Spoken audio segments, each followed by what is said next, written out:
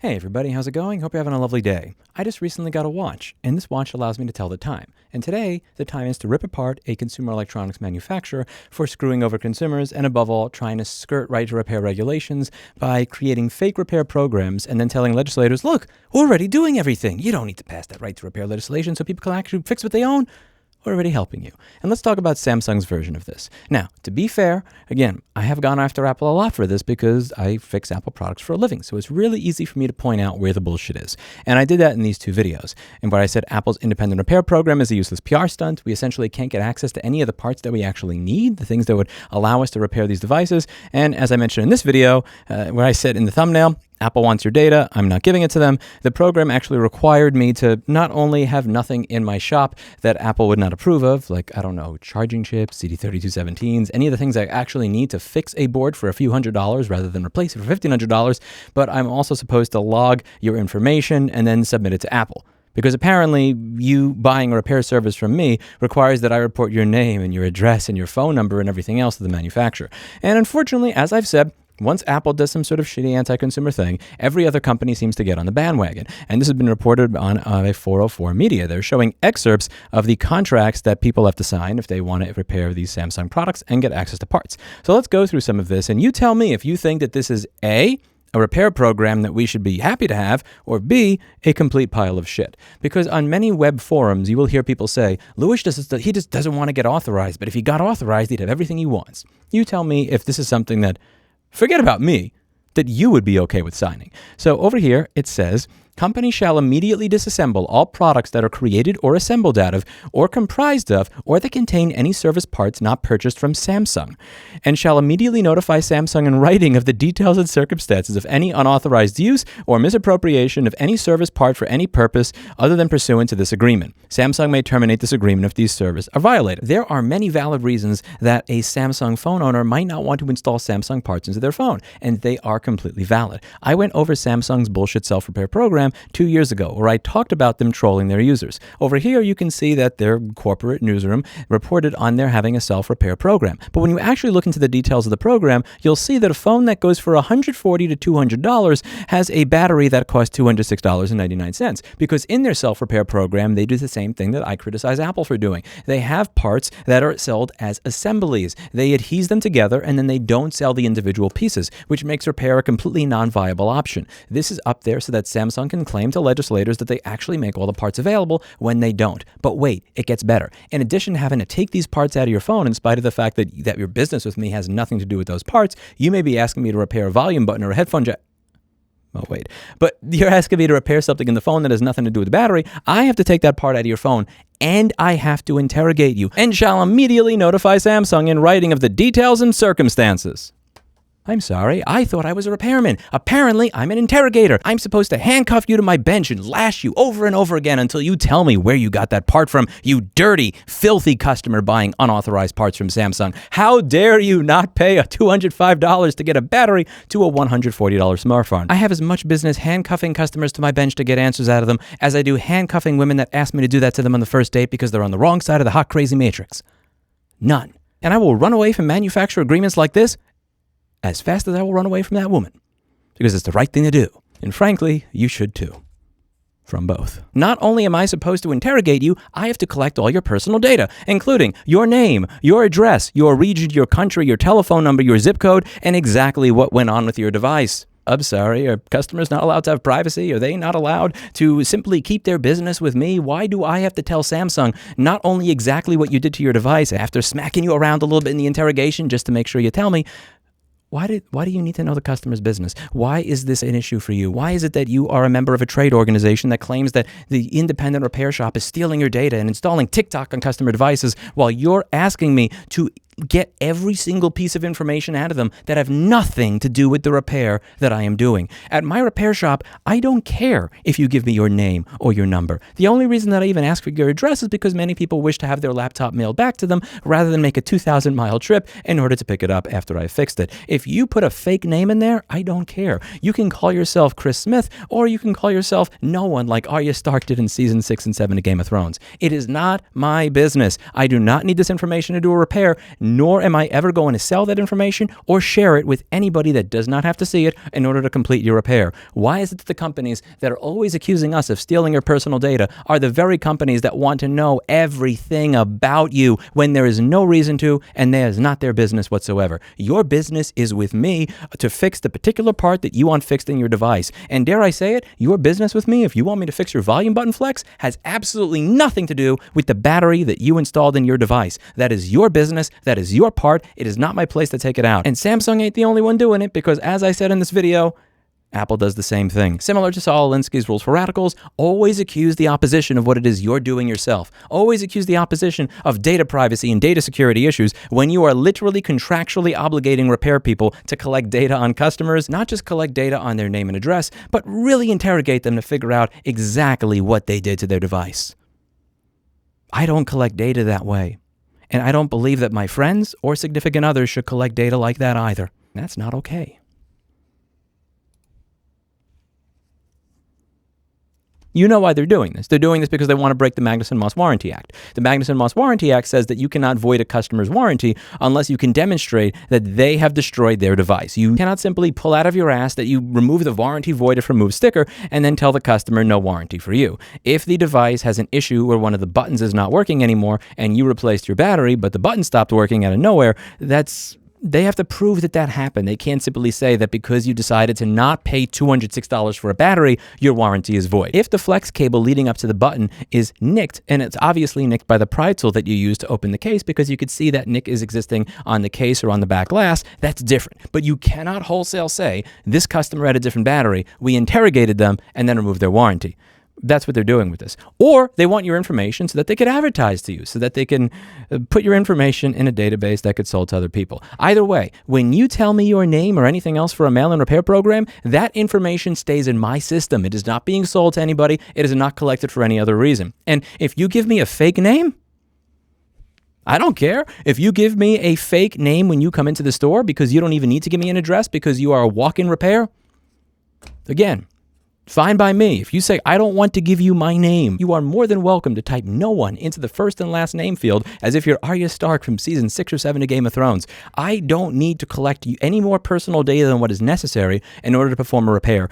The only reason I even collect addresses is because people want their device mailed back to them and they don't want to drive 2,000 miles to Texas to get back their computer if they live in another country. And above all, the information that you give us stays with us. I'm not selling this information to anybody else. I'm not calling the manufacturer to rat on you and say that you fixed something yourself in your fucking device. I'm not here to tell the manufacturer that you cracked your back glass, and when you crack your back glass because Samsung wasn't selling it, that you decided to buy it from somebody else. That's not my job. Nor is it my job to take apart your device, take apart and remove the parts that you installed, steal your personal property, and rat on you to Samsung. That's bullshit. When you look over here, not only do we have to rat on you and steal parts out of your phone, we're also not allowed to do board repairs, which fundamentally is one of the things that keeps me out of the IRP program. As I went over here, because I'm an equal opportunity critic of Apple, Samsung, or any other company that does this, I am not allowed to do board repair within that program. They have reserved the right to inspect my shop and see if I have things in it that I'm not supposed to have.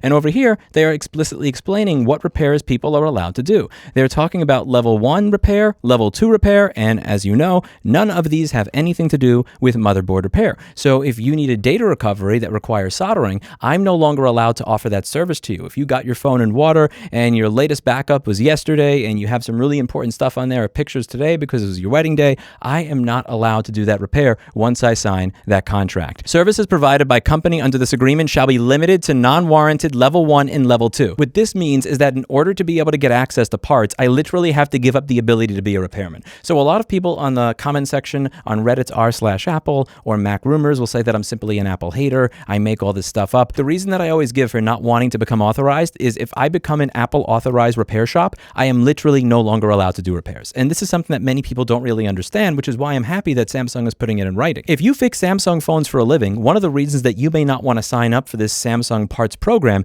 is because you literally will no longer be allowed contractually, legally, to fix Samsung phones. That is the dystopian world that we live in. And I guarantee you, because I have fought on these forums, I have posted on these forums where people are telling me, if you want to be able to fix Apple products, you need to join the Apple Authorized Repair Program and become an Apple Authorized Service Provider. The reason I don't become an Apple authorized service provider is because if I did so, I would be legally and contractually obligated to not service Apple products. And I'll be honest with you, that's the intention. That's the point of this. That is the point of all these fake repair programs. They're going to have just enough to be able to show a legislator and say, look, we're already allowing you to fix our own stuff. We even have some of our products on a website called iFixit. And, iFixit, like self-repair. And you really have to dig into the details to realize that they are selling a battery for $206 to a cell phone that when we take a look on eBay, I can buy this phone refurbished for $139 to $223. I still have to do the repair myself. I still have to deal with the adhesive. I still have to risk breaking it. You understand why this is. I don't have to tell you. They don't make any money if you fix your old device, but they make a lot of money if you buy a new one. And that's the point. This is done by design. This program is engineered to make repair a bad option so that you buy another one. That's what they want you to do. Anytime there's a problem with your device, buy another one. Give us money. Increase our profit margins. And what I'm asking all of you to do is push back against this. Don't buy these products. When companies spit in your face and tell you it's raining, tell them, fuck you, I'm getting an umbrella, and my umbrella is going to be never giving you money again. Don't believe me. Don't listen to me. Don't trust me. Read the documents for yourself. I'll link them down below. Lastly, when it comes to companies that want to make more money, let's talk about another piece of shit organization that's making money via this program, and that is CTIA. CTIA is requiring people to get their fucking certification in order to enter this program, which almost may be a good thing because it may mean that less people get this garbage certification. When you take a look at the end of this article, you'll notice that independent repair shops are also required to get a certification from an organization called WISE, which costs $200 annually and is an arm of the CTIA, a trade group made up of wireless companies like Verizon and AT&T that lobbies against right to repair legislation. And if you want to look at their lobbying against right to repair legislation, you are welcome to watch my channel because I archive it. This is a garbage lobbyist that is giving garbage testimony on October of 2019. This is that same lobbyist showing up at another hearing in another state in January of 2020. There are many instances archived on my channel of lobbyists for CTIA lying to politicians so that you're not able to fix products at your repair shop. CTIA is the very reason these agreements exist,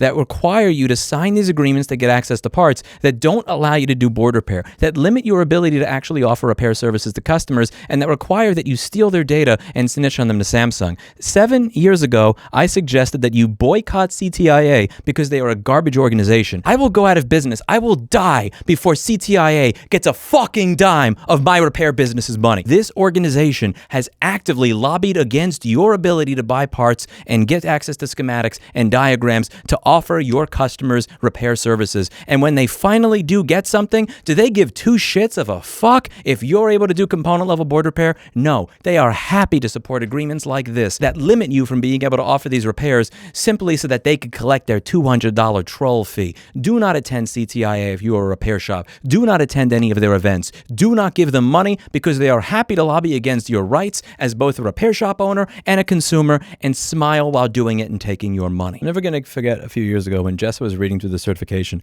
and one of the questions was regarding updating the customer's device. And this is essentially one of the stupidest things that you can do because depending on the condition of the customer's device and depending on what's going on with the NAND, you can literally brick the customer's device and wind up with a non-recoverable error and the customer requiring a very expensive data recovery service that may not even work. Their certification is literally written in a manner where it's giving you advice that if any of my employees followed, I would literally fire them on the spot.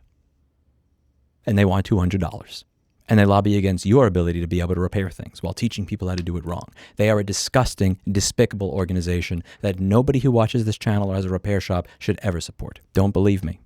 Read the documentation for yourself. This is all public knowledge at this point. Watch the videos that I'm going to link to where you can listen to CTIA advocate against your rights as a consumer or a repair shop owner. Now, to be clear, I am not here to simply complain about the problem. I am here to solve the problem. Unlike the people at CTIA, these snakes in the grass that lobby against our interests at every single turn and charge you $200 for a piece of shit certification that I wouldn't wipe my ass with, that if my own employees followed the guidelines in there, I would literally fire them for because they would be doing my customers a disservice. I actually basically make all the information available on how to do even the most complex repairs for free. My nonprofit, Repair Preservation Group, which actually advocates for repair shops, not only lobbies against garbage like CTIA, but also gives you all the knowledge that you need on how to do some of the most difficult repairs there are. When you take a look at old.repair.wiki, you will find guides that are incredibly detailed on how to fix the most complex issues on an iPhone, and they actually do it properly, whether we're talking about simple repairs or repairs that require jumper wires to be run.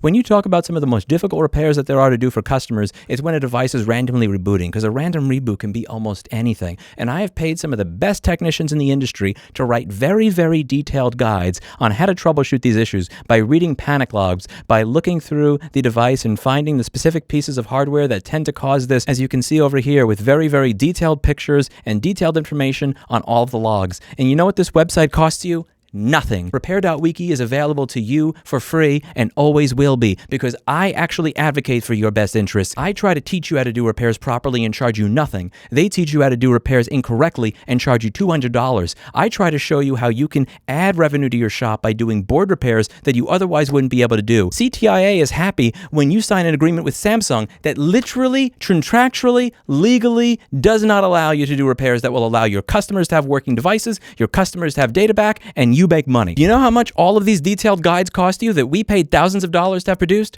Nothing. Do you know what type of salary that I draw from this nonprofit organization in the last 3 years it's existed? Zero. Who has your best interest in mind? Me or them? I'll leave it up to you to decide. That's it for today, and as always, I hope you learned something. And if you're watching this video, fuck you CTIA and fuck you Samsung for continuously fucking over the independent repair industry while pretending to have our backs. At the very least, if you're gonna be the bitch, be the whole bitch and admit that you advocate against our industry because you have a financial incentive to do so. Fuck you.